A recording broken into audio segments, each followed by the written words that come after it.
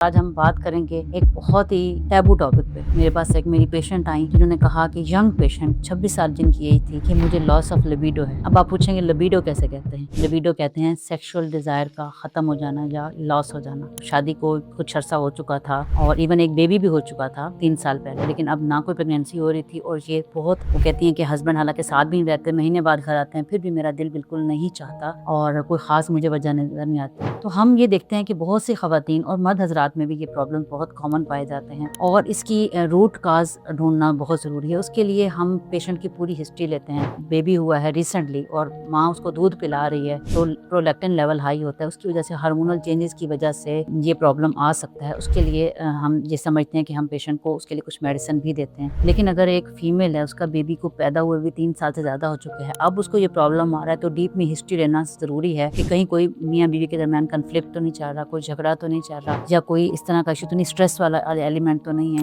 اور اس کے علاوہ یہ کہ جو ڈیلیوری ہوئی تھی کیا وہ نارمل ہوئی تھی یا سی سیکشن، ڈیلیوری کے بعد کوئی کمپلیکیشن نہیں ہوئی جیسے زخم کا خراب ہو جانا، انفیکشن ہو جانا، اس کے بعد پیلوک ایریا میں کوئی پین رہنا، لوور ایبڈومن میں۔ تو پیشنٹ نے مجھے یہ ہسٹری دی کہ مجھے جو ہے ہسبینڈ سے ملتے ہوئے بھی تکلیف ہوتی ہے، درد ہوتی ہے اور اس کے علاوہ بھی مجھے آف اینڈ آن لوور ایبڈومن میں پین رہتا ہے۔ جب بھی میں ہسبینڈ سے ملتی ہوں مجھے تھوڑا سا ڈر فیل ہوتا ہے کہ مجھے کوئی درد ہوگا اور ہمارا جھگڑا بھی رہتا ہے۔ اب یہ سارے فیکٹرز یہ بتا رہے تھے کہ پیشنٹ جو ہے وہ مینٹلی ریلیکس نہیں ہے اور ڈومیسٹک ایشوز، گھروں کے جو جھگڑے ہیں، جوائنٹ فیملی کے جو پرابلمس ہیں ان کی وجہ سے اسٹریس میں ہیں اور اس کے علاوہ ہسبینڈ سے بھی پراپر کمیونیکیشن نہیں ہو پا رہی کیونکہ بلیم گیم چل رہی ہے۔ شوہر سے کہتا ہے کہ تمہیں کوئی پرابلم ہے، تم ہی کلپریٹ ہو، تم جاؤ اپنا علاج کراؤ، حالانکہ ابیوسو لینگویج ہسبینڈ اگر یوز کر رہا ہوگا، بیوی کو بار بار شیم کروا رہا ہوگا کہ تمہاری باڈی چینج ہو گئی ہے، بچہ ہو گیا، تم ویسی پہلے جیسی نہیں رہی، تو آف کورس خواتین کی سیلف ریسپیکٹ ہوتی ہے وہ ڈیمیج ہوتی ہے، جس کی وجہ سے وہ نیگیٹو تھاٹس آنے لگتی ہیں اور شوہر کے ساتھ ملنے کو دل نہیں چاہتا۔ تو یہ سارے فیکٹرز ہم نے ہسٹری پہ رول آؤٹ کرنے ہوتے ہیں۔ اس کے بعد بات آتی ہے ایگزامینیشن کی۔ ایگزامینیشن میں جنرل میں ہم یہ ضرور دیکھتے ہیں کہ پیشنٹ کا بی ایم آئی کتنا ہے، وہ اوور ویٹ تو نہیں ہو رہی، اس کا وزن تو زیادہ نہیں ہے اور اس کو تھائرائڈ تو انلارج نہیں ہے، کہ جو سائنز آف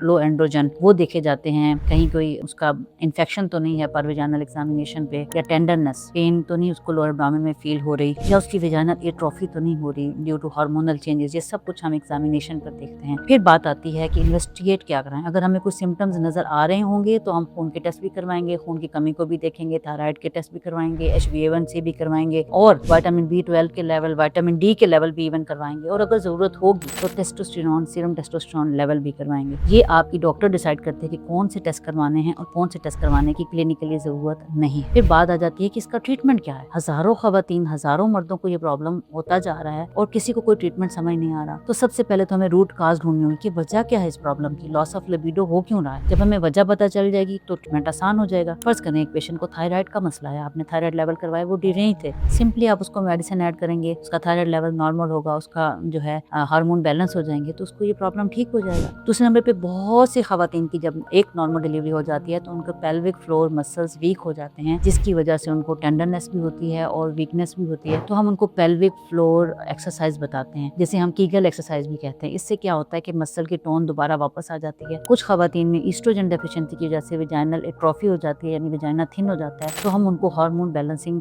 ٹیبلٹس بھی دے دیتے ہیں، لوکل کریمز بھی دے دیتے ہیں، جس سے ان کا ویجائنا جو ہے وہ دوبارہ ٹھیک ہونے لگ جاتا ہے۔ کچھ خواتین میں ویجائنل ڈرائنس کی وجہ سے پین ہو رہا ہوتا ہے اور دماغ میں بھی خوف بیٹھ جاتا ہے کہ شوہر سے نہیں ملنا، خواہش بھی نہیں ہوتی، تو ان کو ہم ویجائنل لوبریکینٹس دے دیتے ہیں، جس سے کہ کیا ہوتا ہے کہ تھوڑی لوبریکیشن ہو جاتی ہے ویجائنا میں، تاکہ ان کو پین نہ ہو اور یہ سینسیشن بار بار جب پین ہوتی ہے تو وہ دل نہیں چاہتا۔ اسی طرح بہت سی خواتین ہیں جن کا صرف لائف سٹائل چینج کرنے سے ہی ان کا فائدہ ہو جاتا ہے۔ لائف سٹائل سے کیا مراد ہے؟ ایک خاتون ہے، اس کا بچہ ہوا ہے، وہ ساری کی ساری ماں کے رول میں کنورٹ ہو گئی، اس کی ساری توجہ ماں پہ چلی گئی ہے، پیرنٹ رول میں وہ آ گئی ہے، لیکن اس نے اپنی بیوی کا یا وائف کا جو رول ہے وہ نیگلیکٹ کر دیا۔ تو ہم اسے یہ سمجھاتے ہیں کہ وہ اس چیز کو ریئلائز کرے کہ وہ اپنے لیے بھی ٹائم نکالے، اپنی نیند پوری کرے۔ راتوں کو بچے کے لیے جاگ رہی ہے، نیند پوری نہیں ہے، ٹینشن ہے، کھانا پورا نہیں ہے، تو پھر وہ ہسبینڈ کو کہاں سے ٹائم دے گی؟ تو بیلنس کرنا بہت ضروری ہے۔ کوئی ہیلپر ہونا چاہیے جب چھوٹا بچہ ہو جو کہ آپ کو ہیلپ کرے، آپ کچھ ٹائم سو لیں، نیند پوری کر لیں، اور ہسبینڈ کو چاہیے کہ بہت کوآپریٹو ہو۔ فیملی اگر کوآپریٹو ہو تو तो फीमेल कोप अप कर जाती है, लेकिन अगर वो अकेली बच्चे को संभाल रही है तो वाकई उसके लिए मुश्किल हो जाता है। तो उसको हेल्पिंग हैंड चाहिए।